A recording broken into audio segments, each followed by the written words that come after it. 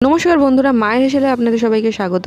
আজ আমি আপনাদের সাথে সিম্পল একটা মাছের ঝোলের রেসিপি শেয়ার করব। তাহলে চলুন দেখে নেওয়া যাক। সবার প্রথমে এখানে কাতলা মাছ, যেটা নুন হলুদ মাখিয়ে রেখে দেওয়া আছে, আর এদিকে আছে কিছু পরিমাণ আলু কেটে রাখা, দুটো টমেটো, আর কিছু পরিমাণে কড়াইশুঁটি। অল্প পরিমাণে কড়াইশুঁটি ছাড়িয়ে রাখা আছে, আর এদিকে একটা পেঁয়াজ কুচোনো আছে, কিছু পরিমাণে লঙ্কা কাটা আছে, আর অল্প একটু আদা কোড়া।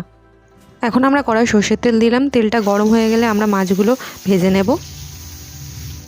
এই মাছ ভাজা হয়ে গেছে, এখন আমরা মাছটা তুলে নিচ্ছি। এবার আমরা সেই একই কড়াতে সামান্য পরিমাণ সর্ষের তেল দিয়ে দিচ্ছি। তেলটা গরম হয়ে গেলে পেঁয়াজগুলো এখন ভালোভাবে ভেজে নেব। পেঁয়াজটা একটু লাল লাল হয়ে এলে আমরা আলুগুলো দিয়ে দিচ্ছি। আলুগুলো এখন ভালোভাবে ভেজে নিতে হবে। এরই মাঝে আমরা আদা কোড়া, লঙ্কা আর টমেটো দুটো দিয়ে একটু ভালোভাবে ভেজে নিতে হবে। নুন দিয়ে এবার সবজিটাকে একটু ভালোভাবে নেড়ে চেড়ে নিতে হবে। আর এদিকে দেওয়া হচ্ছে হলুদ গুঁড়ো। এখন একটু সবজিটা ভালোভাবে নেড়ে চেড়ে নিয়ে আমরা জল দিয়ে দেবো। আপনারা যেরকম ঝোল খেতে পছন্দ করেন সেরকম অনুযায়ী জল দেবেন। এখন এবার আমরা সবজিটা একটু নেড়ে চেড়ে নিয়ে ঢাকা দিয়ে দেবো। 1 থেকে 1.5 মিনিট পর আমরা ঢাকনাটা তুলে আস্ত কড়াইশুঁটি আর ছাড়ানো কড়াইশুঁটিগুলো সব দিয়ে দিচ্ছি।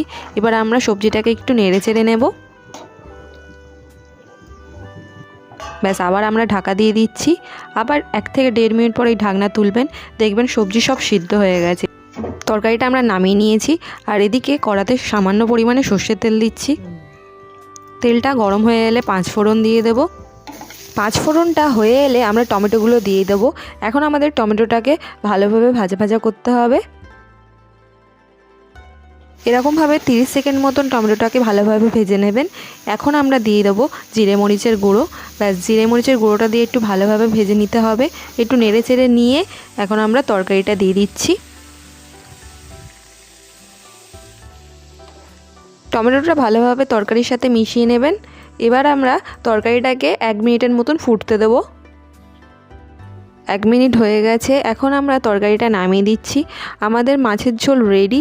এইভাবে আপনারা সিম্পল মাছের ঝোল তৈরি করতে পারেন বাড়িতে। আর আমার এই রেসিপিটা যদি আপনাদের ভালো লেগে থাকে অবশ্যই একটা লাইক, কমেন্ট, শেয়ার আর সাবস্ক্রাইব করে দেবেন আমার চ্যানেলকে। ধন্যবাদ।